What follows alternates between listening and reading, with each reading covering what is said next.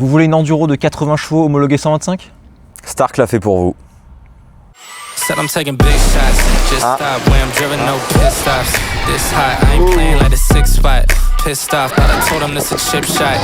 I ain't missing cause you know I'm taking big shots. Just stop when I'm driven, no pit stops. This hot, I ain't playing like a 6-spot. Pissed off, thought I told him this a chip shot. I ain't missing cause you know I'm taking. Aujourd'hui, on a testé la Stark Varg X. Bah, c'est la version tout simplement homologuée de la Stark MX qu'on avait essayé il y a 2 ans maintenant. Ouais, ça passe. Qu'on avait essayé et qu'on avait acheté après. Ouais, tout ça chez Mobyshop et du coup, retour chez Mobyshop pour nouveau. remettre la même. Exactement. Bah, ça m'a fait quelque chose de refaire les plans là où on avait déballé la nôtre et tout. C'était quelque chose de chouette. Ouais. Bon, même si nous, la nôtre était blanche. C'était la meilleure couleur, mais... Moi, le mode 3, on avait dit que c'était 45 chevaux. Je crois, ouais. J'avais baissé un peu la régène parce que j'aime pas trop, moi. Voilà, on est avec Thomas de chez Mobyshop qui nous prête, comme d'hab, la Stark. Oh ouais.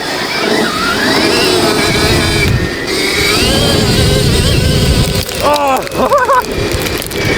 tu vas me flinguer mon ND. Ah. Suspension plus souple, on est bien.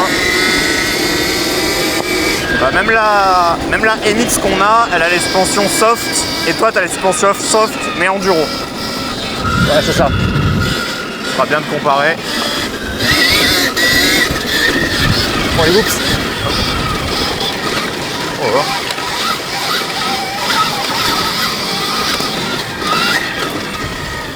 Du sable et tout.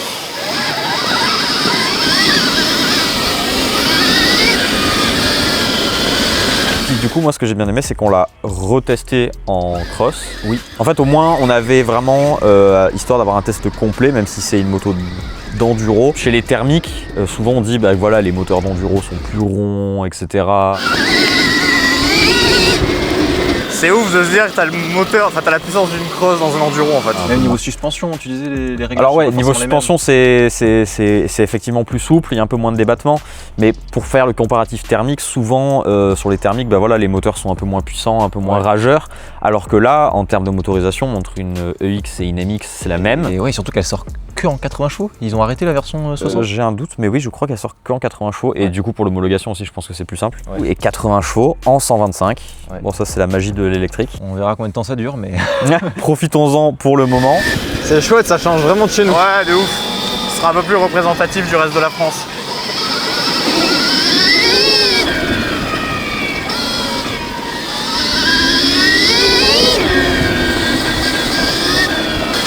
C'est tellement rare de pouvoir rouler côte-côte. Vraiment côte-côte. Oulala, pour arrêter. Ah. Oh bâtard! J'ai fait quoi? Tu m'as envoyé une branche, c'était un tronc. Ah ouais? Alors la petite e-ride? Elle est chouette hein?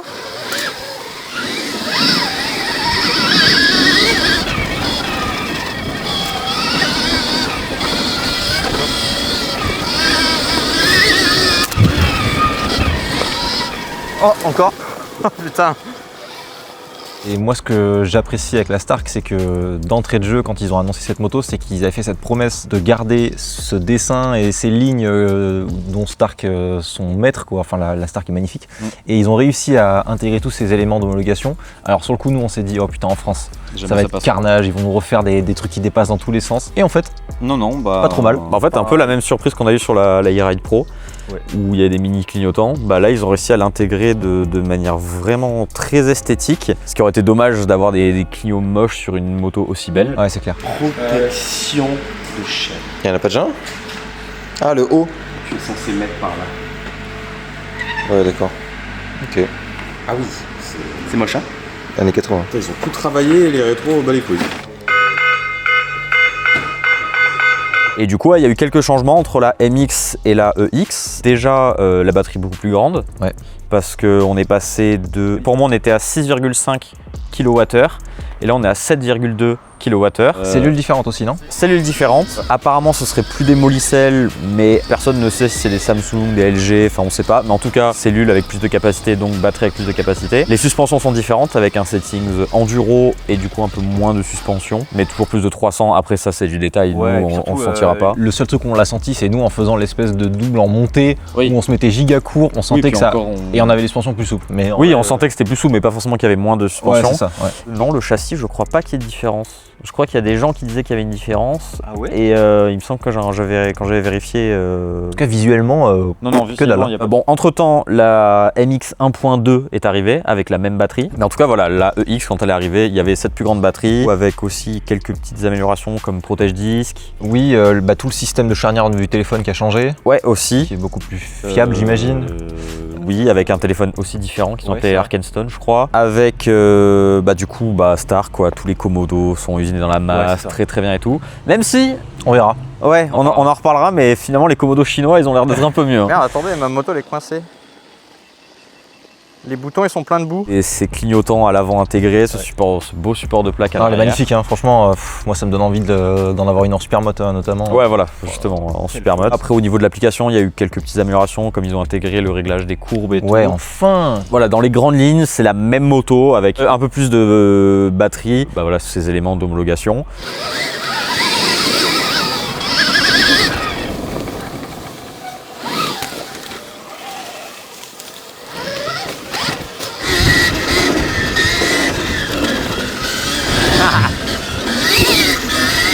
On switch?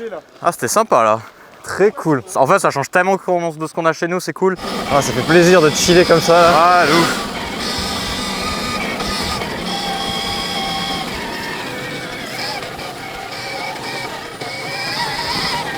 Yeah. Wow. Enduro. Nous, ce qui nous intéressait de voir, c'était est-ce qu'en cross, on sent une différence et aussi, voilà, en enduro, qu'est-ce que ça donne, sachant que nous, la nôtre, on l'avait vite fait tester en enduro, de l'enduro direct engagé.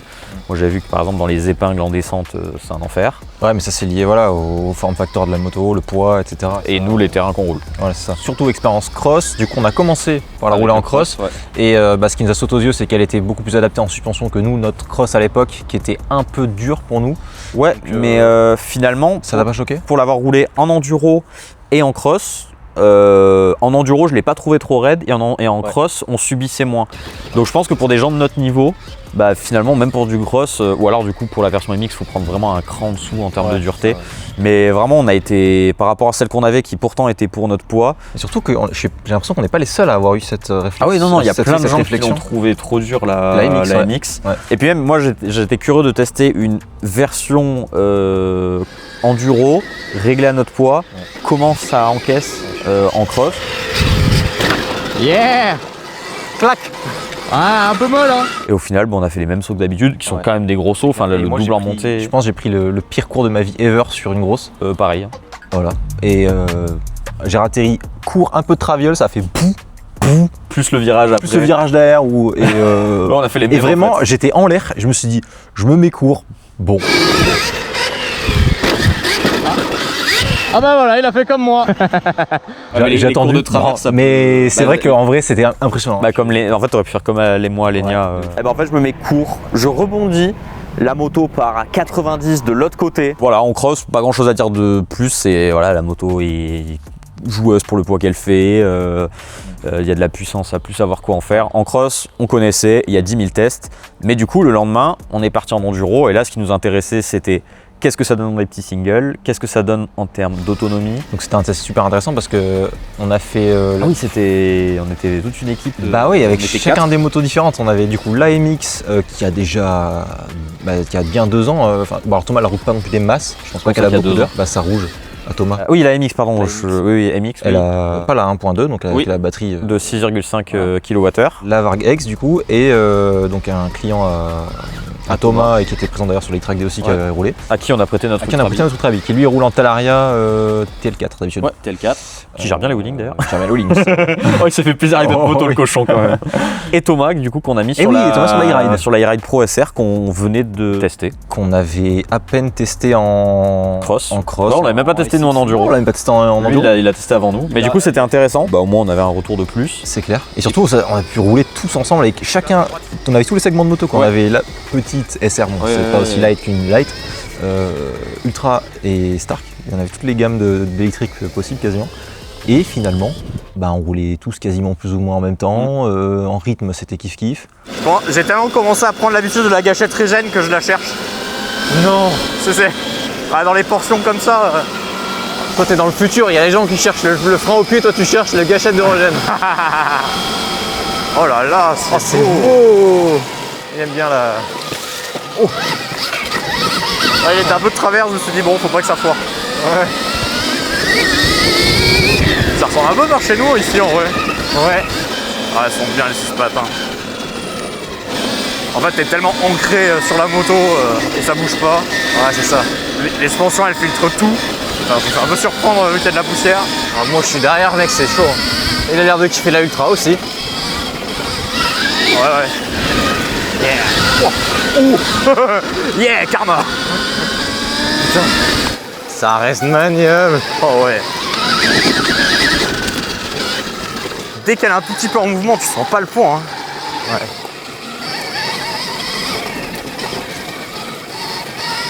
Sympa les chemins ici, punaise. Ouais, quand même. Hein. Oh, l'agilité. Oh. Ah oui. Ah, mon bras. Ah oui, petite ronce. Putain, c'est fou, hein. Tant qu'elle est pas à l'arrêt, elle est légère. Hein. Voilà. Ouais, attention. On a eu de la caillasse. Oh, le bâton. On est bien. Oh, stylé. Oh oui. Là, il ride. Oh, putain, ça. C'est chaud. J'arrive. C'est très profond. Oh, ça pue la mort en plus. Oh, on est repas. Ah, dans la voiture, ça va être génial. Oh là là, le oui.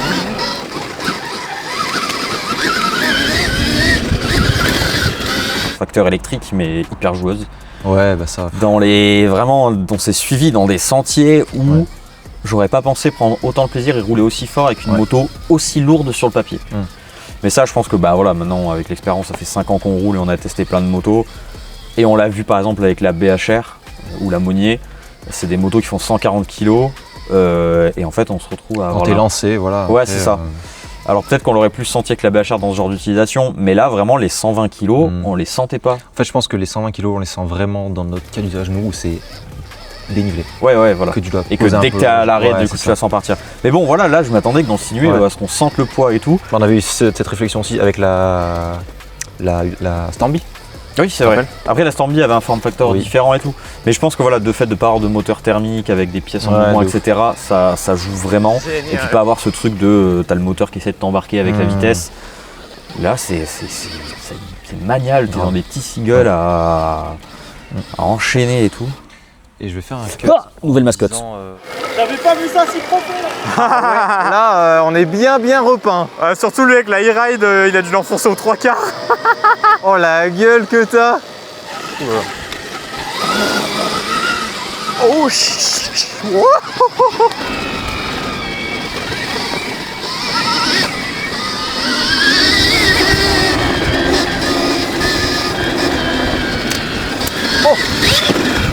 Ah oui. Quoi?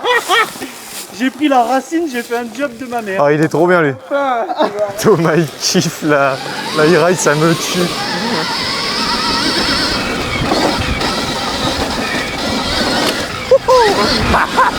Oh, trop bien. Génial. Les freins sont si bons, sont dosables, puissants. Oh là là, avec l'aigle et tout. Là on passe et voilà, on fait pas chier les fermiers. Quel dur métier. Putain, attends, on bosse un jour férié là. Oh, on est obligé de on est obligé de bosser un jour férié, putain de merde. Ouh. Ouais. Il a coupé en deux mon gars, il a volé. Ah ouais? Oh, ça jump. Oh. Ah c'est cool. Ah c'est génial.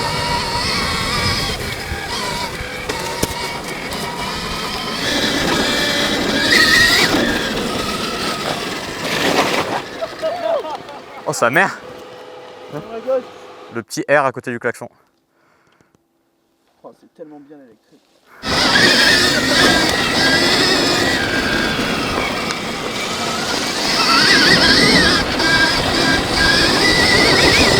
Ah il va pas de main morte avec notre moto.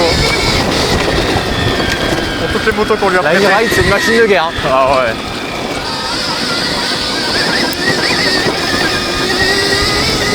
On aurait dû mettre une GoPro et on lavait notre test enduro avec la ride.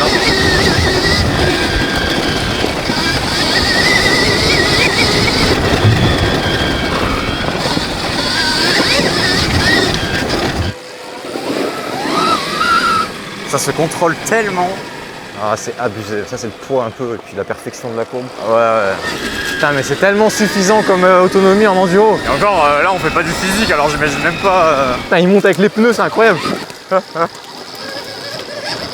monte n'importe où ces pneus. Ça je comprends, les gens ils aiment les Shinko. Oh bâtard. Hop là. Oh la violence. Putain j'aime bien, ça nous change de chez nous, ouais. pilotage. SnowRunner là. Oh Ça va? ouais j'ai cru que j'allais t'arriver dessus. Pour ça j'ai décalé, j'ai flippé. Oh là là. Oh je suis repeint. Merde attendez, ma moto elle est coincée. Les boutons ils sont pleins de boue. Attendez-moi. Je suis bloqué. La qualité de la moto, on la connaît, elle est vraiment bonne. Mais on a trouvé limite notre premier défaut de conception, c'est quand on est passé, alors surtout moi qui était comme un gosse qui avait jamais passé dans de l'eau. Ah moi, j'ai foncé dans la flotte et tout, ce qui fait trop. Ah. Oupsie.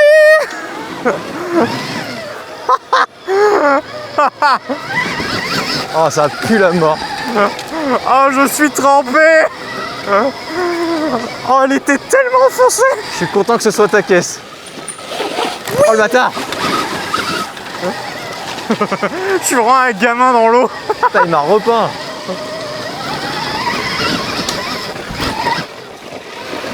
Ça fait bosser mon équilibre dans les ornières. C'est vraiment SnowRunner pour le coup là.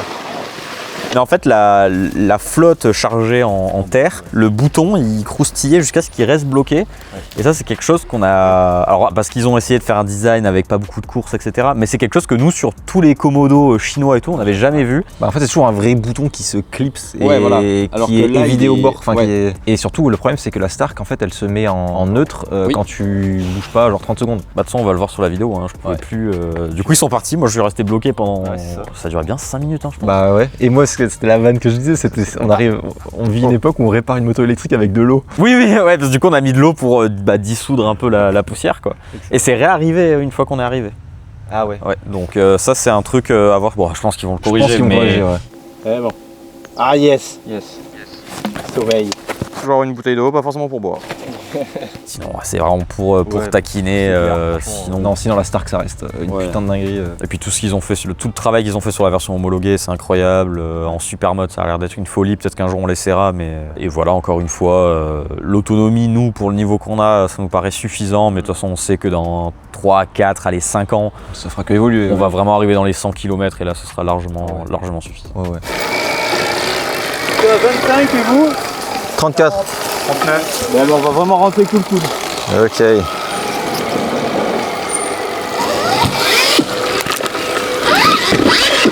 Allez, bâtard, mais m'aider. Bah alors. Si jamais vous voulez voir plus la moto en détail, effectivement, il y a la vidéo MX qu'on avait fait. On parle plus dans cette vidéo du design, etc. On va pas revenir sur tout ce qu'est la Stark parce qu'elle a pas tant changé que ça. Oui, et puis maintenant, elle a fait ses preuves. Ouais, beaucoup, ça. il y a beaucoup de vidéos. Si vous regardez etc. cette vidéo, vous êtes sûrement déjà au courant de ce qu'est la Stark. Donc, Alors, toi avec la Ultrabi, t'as 31%.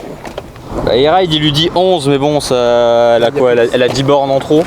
Ouais, il y a 10 bornes en tout. Ouais, peut-être pas 10 quand même. 5, pas 10 bornes que. Ouais, ça s'est calmé vénère vers. Ouais, mais c'est 5 bornes où tu pouvais plus rouler les Ouais, premières ouais, bornes. ouais. 21% et moi 26%. Sur la soi-disant Stark qui a moins d'autonomie que ça. Et du coup, on a fait 2h50, 66,3 km. Incroyable. 23 de moyenne par contre, donc c'est assez rapide. Ah, 950 de Dénivelé quand même. de dénivelé positif quand même. Ah ouais. 66 bornes, je crois qu'on a jamais fait autant en distance nous. Mais quel kiff en tout cas. Ah ouais, C'était c'est trop terrible les gars, bravo. Hein. Et surtout tous le même rythme avec des motos tellement différentes. Ouais, et à peu près, voilà, elle qui s'est éteinte un peu tout de suite.